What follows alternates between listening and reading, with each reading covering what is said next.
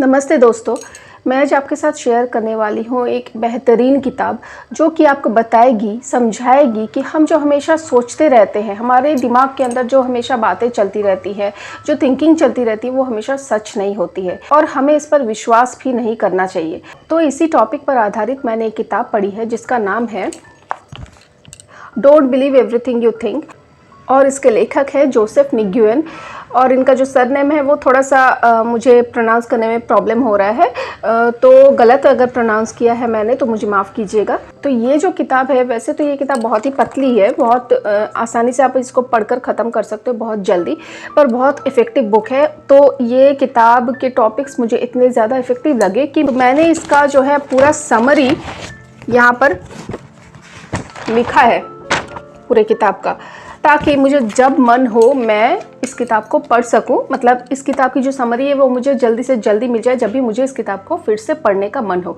तो आपको ऐसा करने की ज़रूरत नहीं है क्योंकि इस किताब में पीछे पूरे किताब की समरी दी गई है।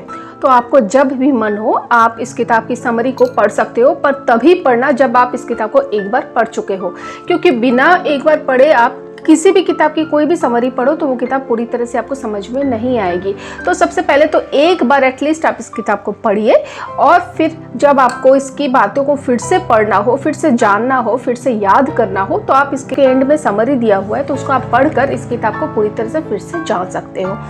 तो बेसिकली इस किताब में बोला क्या गया है, सबसे पहले तो मैं बताना चाहती हूँ कि मेरा झुकाव स्पिरिचुअलिटी के प्रति क्यों हुआ। क्योंकि लाइफ में धीरे धीरे बहुत बदलाव आने शुरू हो जाते हैं, जैसे साल दर साल बीतने शुरू होते हैं, तो इसी तरह मेरे भी लाइफ में बहुत ज़्यादा बदलाव आया। मेरे भी मन में कुछ सवाल आने शुरू हो गए और इन सवालों के आंसर्स मैंने ढूंढना शुरू कर दिए।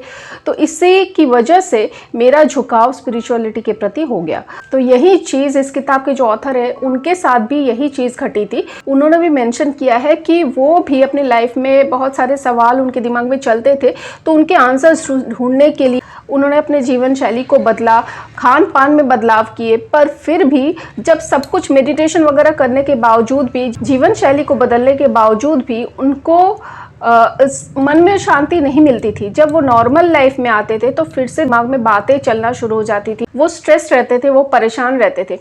फिर उन्होंने इसका रूट कॉज ढूंढ के निकाला कि हम जो सोचते हैं, हम हमेशा जो सोचते रहते हैं वो हमेशा सच नहीं होता है। तो इसी चीज़ को उन्होंने इलेबोरेट तरीके से इस किताब में समझाया है।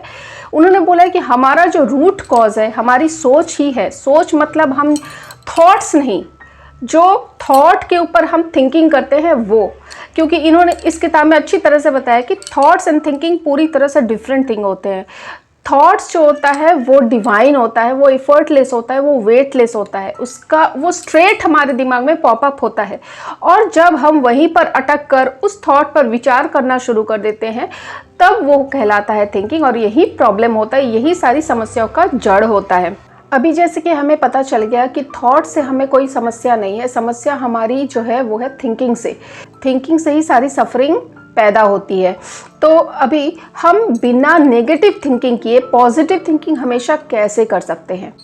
According to author, positive thinking जो है वो हमें अलग से पैदा करने की ज़रूरत नहीं है, वो हमारा नेचुरल स्टेट होता है, नेचुरल फ्लो होता है, और उसी को हम रोकते हैं ईगो के द्वारा, एंग्जाइटी के द्वारा, नेगेटिव थिंकिंग के द्वारा। और ये इसका सबसे बड़ा उदाहरण है, एक छोटा सा जो नवजात शिशु होता है वो, उसको किसी तरह का कोई स्ट्रेस नहीं होता है, वो हमेशा नेचुरल स्टेट में रहता है, हमें उसको जो करना होता है वो कर लेता है, उसको किसी तरह की कोई झिझक नहीं होती है। यही चीज़ हमारे अंदर पहले से डाली हुई रहती है, पर हम ही थिंकिंग के द्वारा अपना जो ये नेचुरल स्टेट है, नेचुरल फ्लो है, इसको रोक देते हैं। अभी ये तो पता चल गया कि थिंकिंग ही सारी समस्याओं का जड़ है, तो अभी इस थिंकिंग को हम रोकेंगे कैसे। तो इसके लिए इन्होंने बोला है कि कुछ अलग से एफर्ट डालने की ज़रूरत नहीं है, बस हमें अवेयर होना है।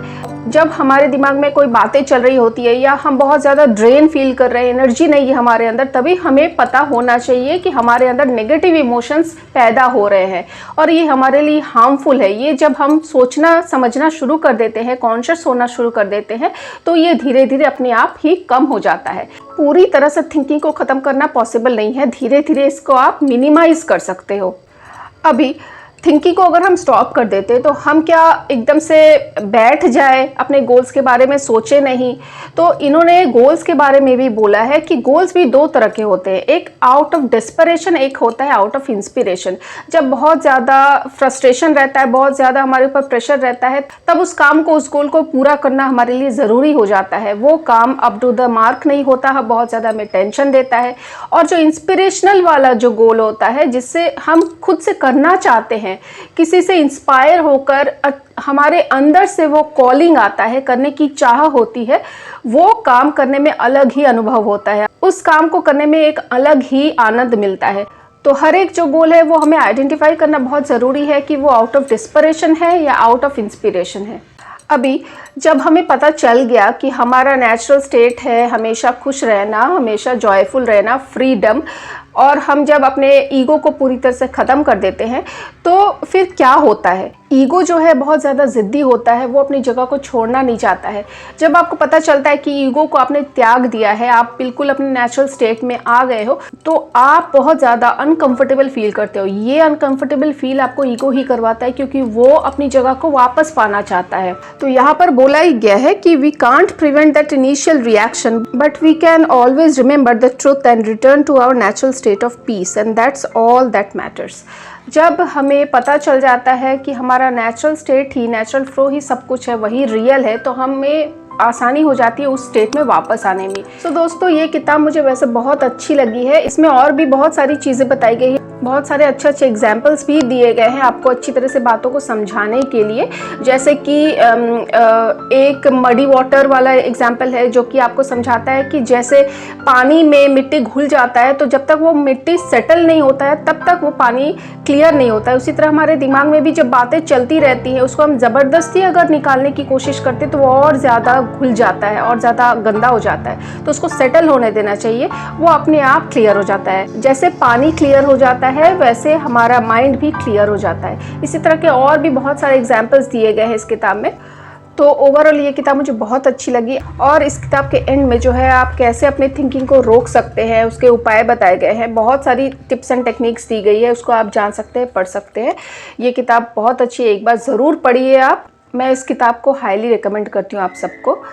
तो दोस्तों, बताइए आज का वीडियो आप सबको कैसा लगा। अगर अच्छा लगा तो प्लीज़ लाइक कीजिए इस वीडियो को, शेयर कीजिए और कमेंट करना मत भूलिए, और सब्सक्राइब कीजिए मेरे चैनल को। मैं फिर से हाजिर होंगी आप सबके सामने एक नए वीडियो के साथ। तब तक के लिए अपना ख्याल रखिए, खुश रहिए। Till then take care, bye bye.